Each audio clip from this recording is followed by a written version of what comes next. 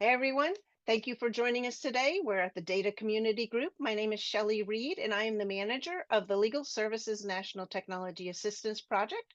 We appreciate you being here today at the Data Community, and we have Pablo Ramirez, who is going to give us some great tips on client feedback data. And Pablo, if you'd like to introduce yourself and then go right into your presentation.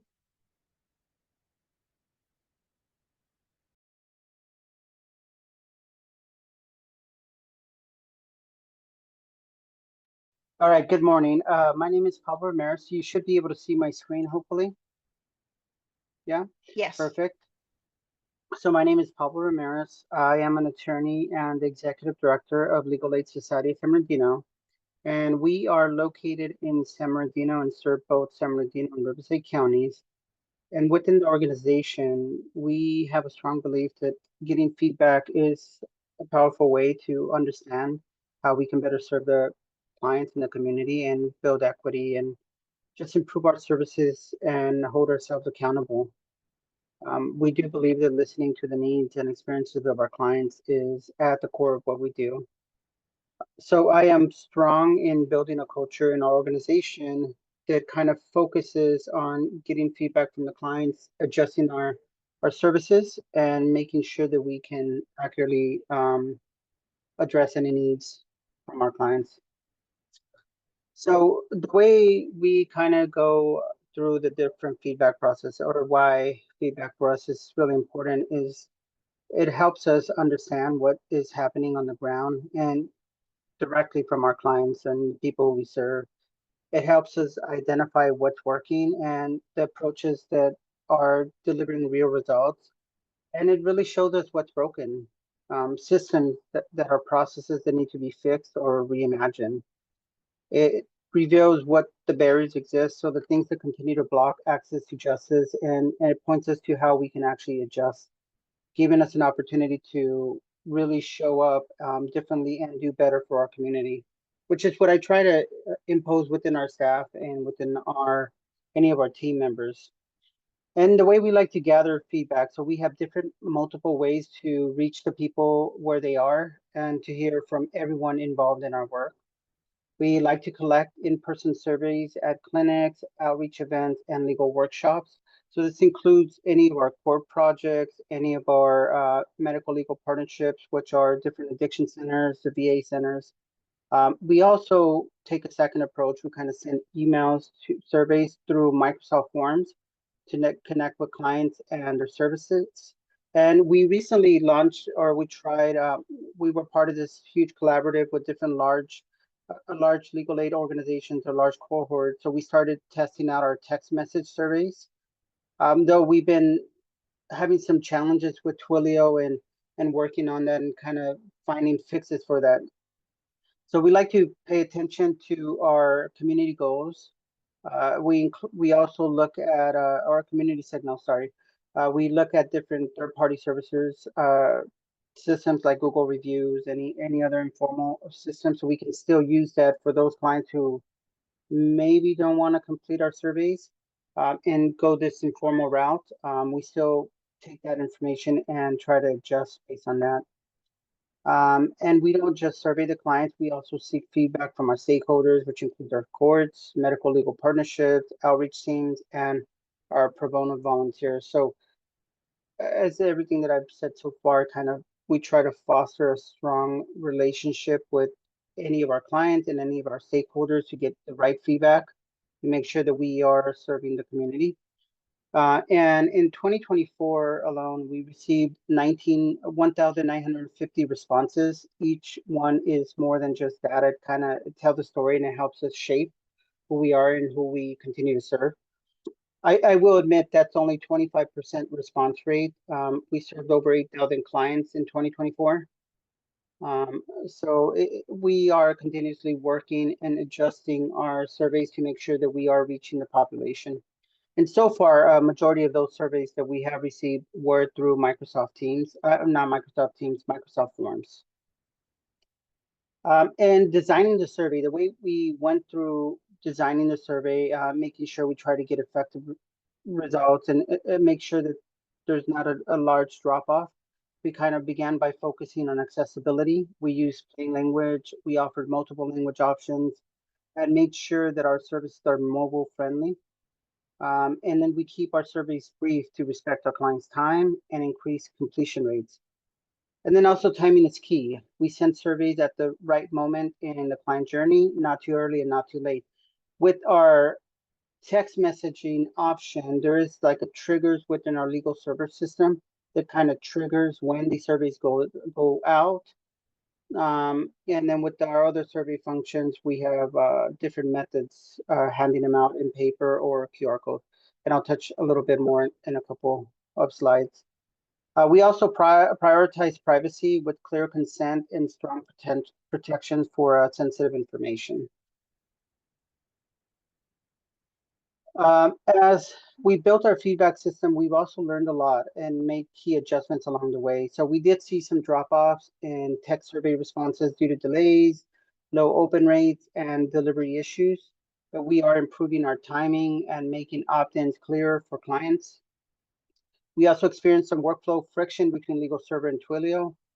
To fix this, we've developed Legal Server in new workflows and adding custom feedback fields directly into Legal Server.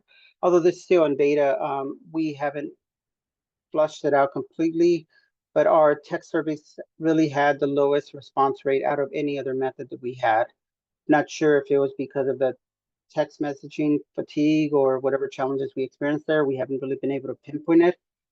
But we're kind of going through the whole process of reinventing the survey and trying to check the questions that are being asked, make sure we keep our feedback in mind and keeping it simple, keeping it brief.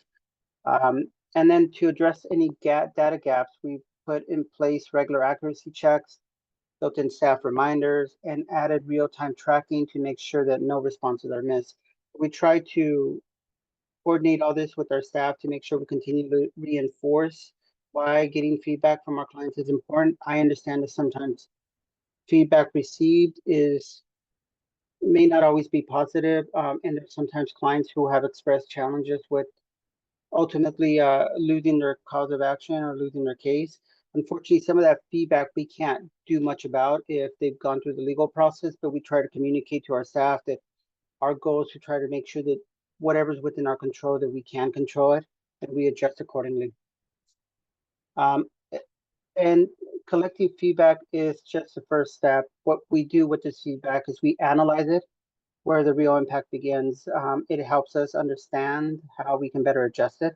So what we did to analyze some of this data, we built in Power BI dashboards to visualize trends in client satisfaction, legal issues, and feedbacks across different demographics. So we connected that with our legal server.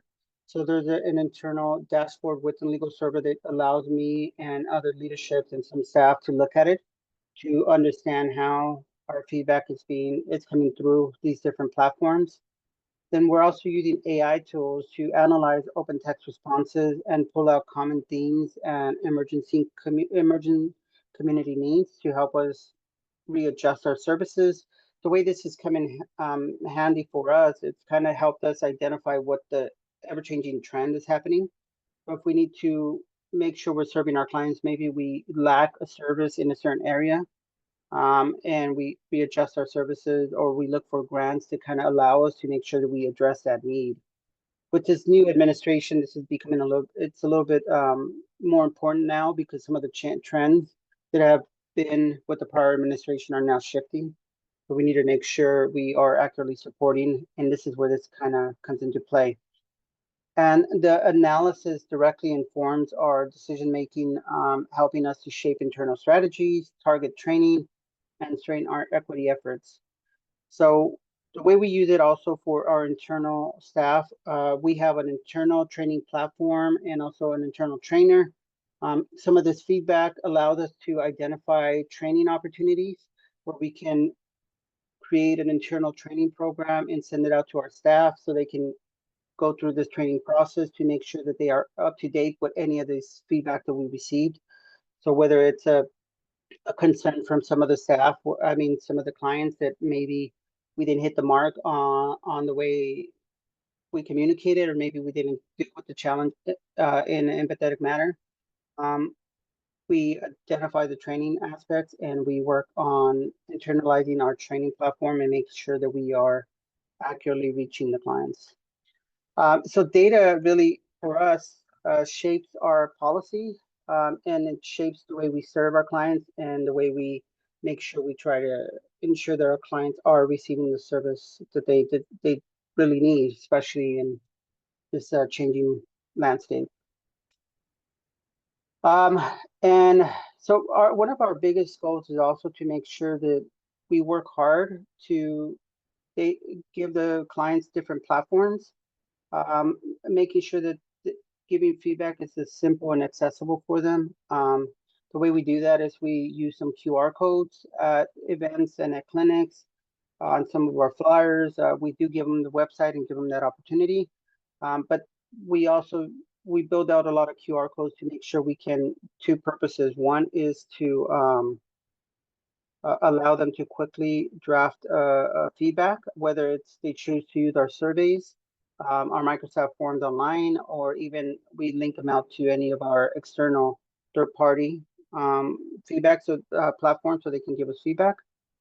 But more importantly, in the QR code, we did create a link tree. We use Linktree to kind of create a central hub where all our surveys and all of our information lives.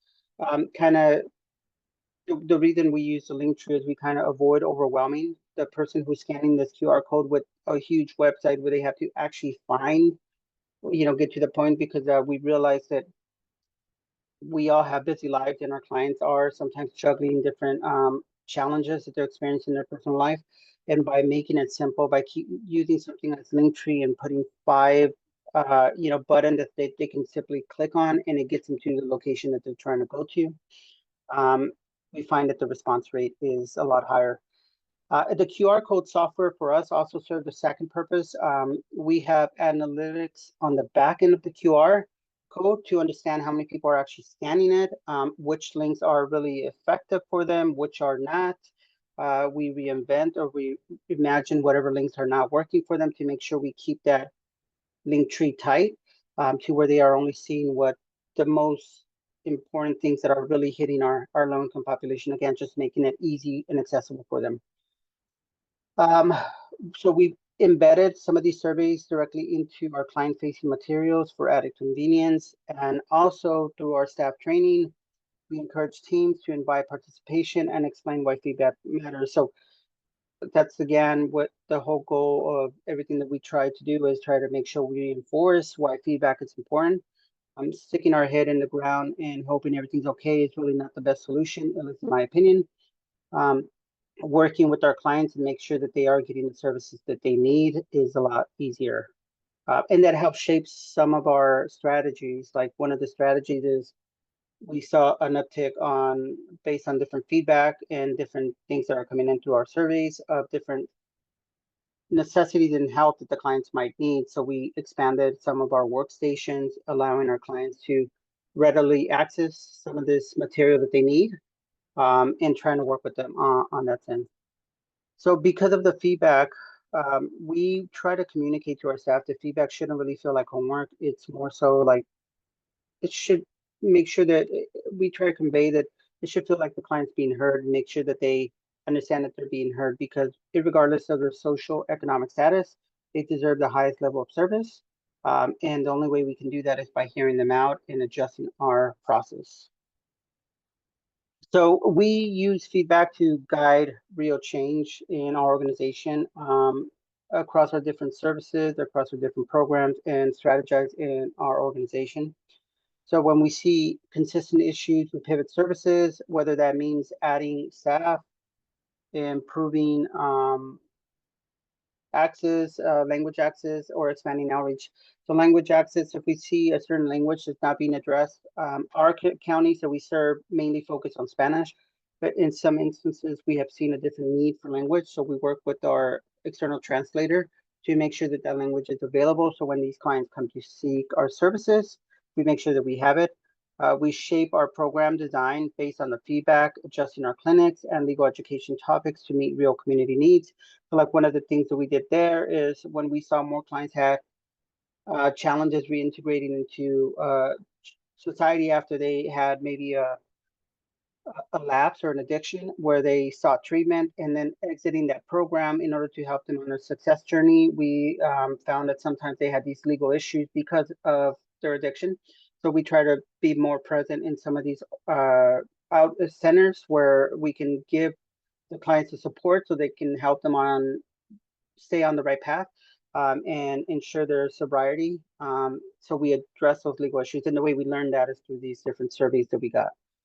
Uh, Feedback also helps strengthen our grant reporting, making our work measurable and transparent for funders. So the way I've used some of the feedback is when we're writing grants, I kind of reflect back on what clients have said and kind of maybe use some of the graphs and some of the feedback and some of the different, we have a lot of different Power BI uh, data analytics. We kind of share some of that and help communicate our message to the funder that it is what could we do and why it is important that we continue to get funding, if not increase funding, especially in this time. And we also use it to do equity audits to track who's being left out and take action to close those gaps to kind of make sure that we are addressing all the needs and continuously evolving to meet those needs. So let's see, we make it a priority to share positive feedback we receive, not just with leadership, but with our entire team. So one of the biggest things that I like about this is sometimes as a organization that provides services to the most vulnerable, sometimes our clients might be in a tough position where they may not be the feedback we get from the clients or when they're speaking to our staff may not be as positive as we would like it to be. And sometimes our staff feel demoralized or feel like that it's an uphill battle. So what we try to do is I always try to reflect on all this positive feedback we get from these clients. And I try to make sure we highlight client quotes during our staff meetings to remind everyone of the real impact of their work. I share this feedback like about our staff to make sure that they understand that everything that they do really does matter, and we understand that every person that comes to us comes through a different path of life, and they might lash out at legal aid or some of our staff in not the best positive light, but that's not really a reflection of what they're doing. It's more so a reflection of what's going on in their life, and we just have to understand that. So I think highlighting the positive feedback that clients do say about our staff helps them continue that connection with our mission. We celebrate successes by recognizing high impact interactions and meaningful moments with clients, which again helps them make that connection to our mission, our vision, and make sure that they continue to believe in this process of getting feedback. As I mentioned earlier, we do use feedback to identify training needs. So making sure our team has the support and development that they do need. So that's shaped through our internal training platform. So we have an internal training platform that we're continuously evolving, and we built it out with some AI components to help our staff continue learning, whether it's to address whatever knowledge gaps that they have, or whatever questions that they may have or refreshers that they may have. And as we get feedback from our surveys, we readjust our training to make sure that they are assigned the right training to stay on top of it and to address whatever concerns that we've received.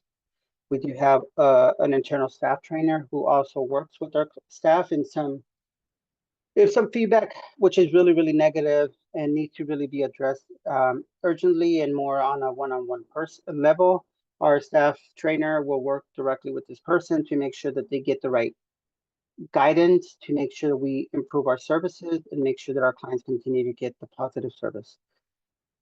So positive feedback is a fuel that helps our staff. It reminds them that why this work matters and helps prevent burnout in a demanding environment. But it also helps us ensure that our training is staying up to date and ensure that we are continuously evolving with the landscape, making sure that our staff is just always on top of it, and again, making sure that our clients feel heard. So let's see. All right. So the goal of collecting the feedback isn't just really to respond, is to really, for us at least, is to grow with the purpose. We try to use AI tools to avoid overwhelming any one person.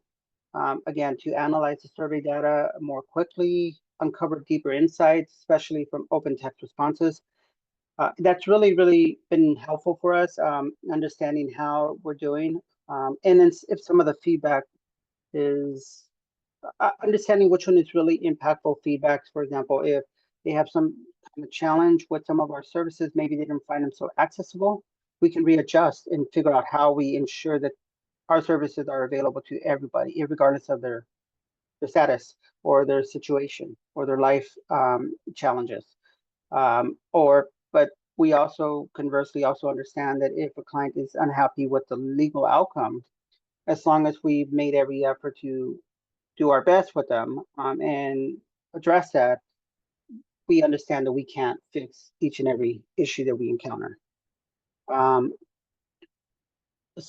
we also try to, one of the biggest things that I try to do in a lot of these technology rollouts is to find centralized hubs to avoid burning out our staff by introducing them to 20 different platforms. I try to find one platform, for example, Legal Server for us, and build that out to where there's different options for our staff to get feedback so they can see the Power BI dashboard, which is built in within our Legal Server. They can, the text messages come through Legal Server and they can see all this. So they're not looking at these 3 different or 4 different platforms and helping them find the solution in one place, which helps us really process everything a lot quicker, allows us to be more transparent, and it's more of a seamless process for us. We also, as I mentioned, we develop these dashboards so the staff can view real time how their feedback and how their health is making a difference. So the way we built that out, we kind of did Power BI and a Power Automate connection where it refreshes the data continuously, so our staff can actually take a look and see how the feedback's coming in. And then we expanded our stakeholder feedback loops, gathering input from courts, meeting with our volunteer attorneys, figuring out what we did good, what we did bad, and how that shaped their experience in volunteering, giving back to our community. Did they feel the service that they did was impactful to our client community? And we find that making that connection with them has really increased our volunteers. So in the past, without us getting any feedback in any surveys, we had a 50% increase in volunteers from the prior process by understanding and adjusting our volunteer experience and helping them have a more positive experience, making sure that they really feel that their time, which is always valuable, any volunteer who gives us time is truly valued. Making sure that we respect their time. By getting this feedback, we made sure that we included it in everything that we do. So that's how we really have scaled some of our impact. We listen, we learn, and we evolve in everything that we do. And at the heart of that is really the surveys that we're receiving from our clients. Um, so listening for us is kind of a form of leadership, and it's kind of central to how we operate. So as I mentioned earlier, in 2024, we heard from 1950 voices through different survey methods. Although our text messaging option is not really included in there, I didn't include the text messaging function because there's some tweaks that need to happen. But 1950 really came from Microsoft Forms, in-person surveys, or email surveys that we received from them. So, and that's roughly 25% of our clients that we served in 2024 responded to actual surveys. And we did not see a huge drop off, so we try to track it. We didn't see a huge drop off, unlike text messaging, where by question, I think our text messaging within the cohort, I might be off on the number, but we had multiple questions, and there was a slight drop off in question 3 or 4 or whatever the question is. So there was a low completion rate at the end, which impacted the overall analysis. It was with different cohorts and along with Stanford on that project. So we did see some drop off, and I'm still trying to figure out what the reason of the drop off is, whether it's because of the question, the way it was phrased, or whether it's just text messaging. I mean, some of us are used to quick text messaging. If you have a whole survey where I have to keep texting back, maybe that's not popular. But we're still not giving up on the text messaging survey. We're just stepping back, looking at it, and revising it. So we really do like to make sure that our counties that we serve, San Bernardino and Riverside counties, really give us the feedback of what our landscape is. We are a rural area, so we make sure that our clients, whether close or far, we're a huge area, vast area. So we make sure that they were getting feedback to them and continuously evolving to serve the needs. Um, so feedback for us is I kind of try to emphasize how we stay honest, how I improve or how we improve as an organization, and how we build a system that doesn't just serve but really transforms. And I will also mention is when I'm introducing these different technologies to our staff and getting feedback, it's part of our culture where I seek feedback from everybody. So I do seek feedback from our clients, our stakeholders, but also our staff on what technology works for them, what changes they have, and what how we can make this technology help them serve clients in a more efficient manner, avoiding burnout. All of this is kind of just getting feedback from everybody, and then when they see the feedback is applied and not just going on deaf ears, as we implement whatever the changes that they've indicated, they feel more connected to what we do and the different changes that we have. And I think that's it. That's really awesome, Pablo. There were so many things in your presentation that I've written down. I love, and I put in the chat that I really love that sentence. Feedback shouldn't feel like homework. It should feel like being heard. And I think that is something that we have to remember, um, because it's not just numbers to them, right? To our clients, it is their life, it is their future. So yeah, so we might look at it a bunch of numbers, but we have to remember that there's a person behind that. Um, there's a question also in Exactly. chat. How do you ensure confidentiality when using AI to help process survey responses, especially open text fields? So our surveys are most of the surveys only include case matter and not a lot of identifiable information. So that's one way. But the second way is to make sure that we use AI, that we actually have license to them and make sure we opt out of any learning experiences. We make sure we take precaution by before we upload or we transition this connection to the API, um, that we take enough precautions to where only non-identifiable information is shared, like the legal server case number, and that really helps us isolate it. But more so, again, making sure that we join a platform, not a free platform, that we join a platform that's paid and that allows us to opt out of the learning experience of the large language model. So do you mind sharing what platforms you're currently using that are generative AI?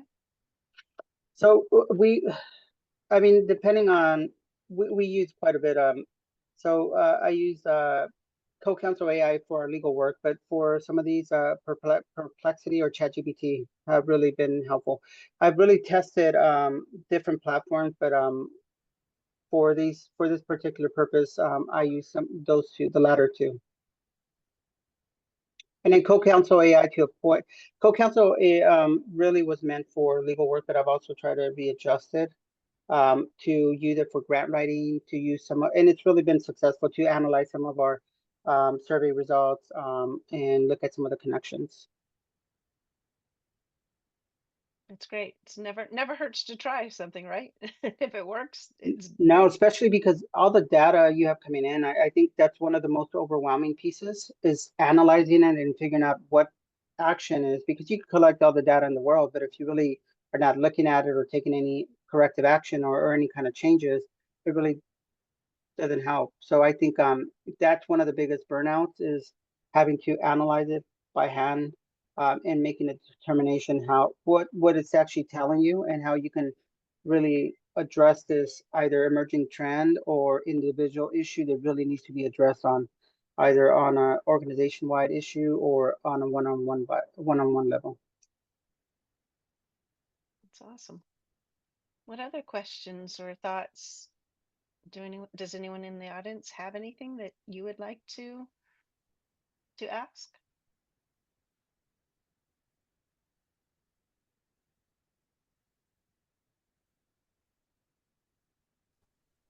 Oh, Benjamin, I see your hand. Oh, no, that was my hand on my my my mouse on your window. I can ask another question. Thank you so much, Pablo. This is so interesting. I feel like I've learned so much already and have lots of ideas.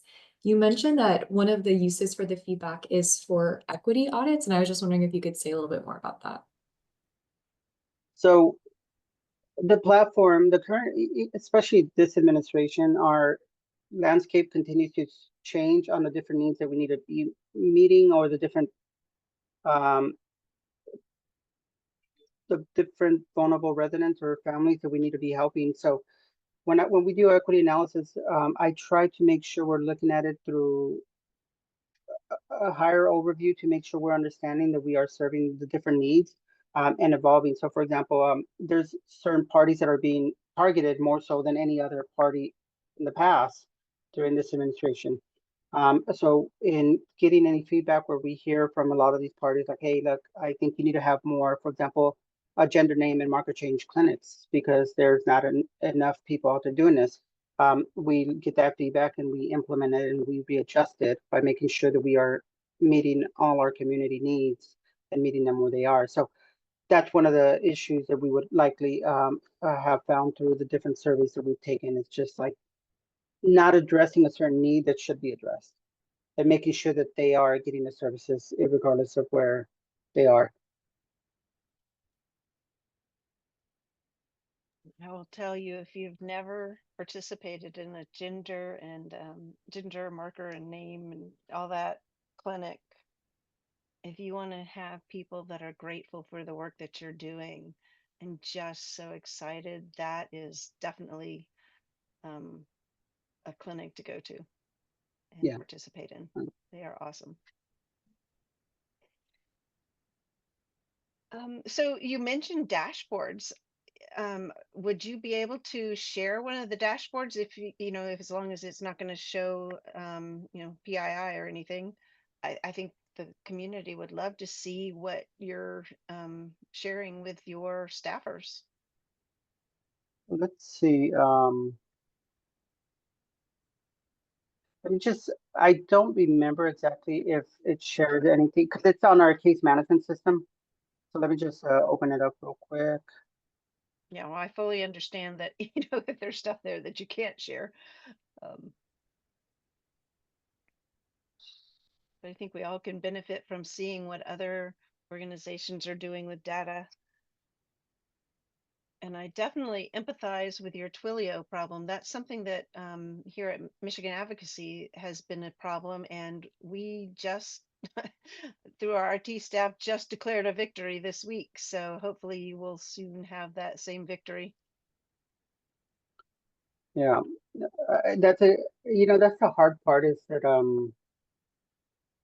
trying to get all these systems to work together, and then to identify the root cause of why it's not functioning or what's happening amongst themselves and why they're breaking up. That's what happened in our text messaging. Is they're like, well, your response rate is very low on text messaging. It's high on this other platform. So we just had to figure out exactly what. And ultimately, it went into the Twilio issue that we had to really address. So here's I will show this one. This one, that other one has some because we connected to the actual case in our internal system. So I'll share this other one, kind of what it looks like. Let's see. So it kind of touches, this one is more so on our general demographics, and it kind of gives us an idea of how many cases are received, how many cases have closed, number of rejected cases, then it kind of touches on the different demographics that we're serving. So when our other one is the survey one is kind of tied to the legal server number on the Microsoft Forms, but more so it kind of tells us the name and who is being affected by this, so we can make sure we look at it not as a number, but more as a person who's sharing their feedback. But it kind of looks very similar to this. It kind of shares, this kind of feeds, it's fed from our case management system. And then kind of touches on why we're rejecting people. But this is more so on our organization and like the different clients and spikes on when we're actually closing more cases or dropping. But this is going back, this one is more of a historical focus on 2024. But they all kind of, the other one looks, the survey looks similar to this, where all our platforms like Microsoft Forms would feed into it. And then after the connection within our case management system, for the case number, it connects it and then we can see the person and directly go into their case to see what services were provided to them. That's awesome. Thank you. And if it looks very informal, it is because we actually did it internally. We didn't pay in a consultant, so it just doesn't have all the bells and whistles. But yeah, Sue and Vincent kind of helped a little bit, giving us, sharing her knowledge because she has so much, and giving me the feedback on how to do it. And then we took that information, we kind of started building it out here. And then on the Microsoft Forms, you kind of just make that connection, and it really helped. Beautiful.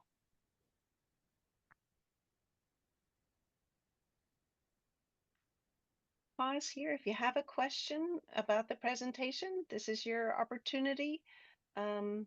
We'll stop the recording, I guess, now, and then maybe that. Thanks for joining us today for this session. Appreciate Pablo coming and giving us the presentation. And one of the benefits of coming to the actual meetings is that you get to hear all of the questions and the answers that are given after the presentations. So if you want to hear more about presentations, please be sure to join us when you can for the monthly meetings. Have a great afternoon.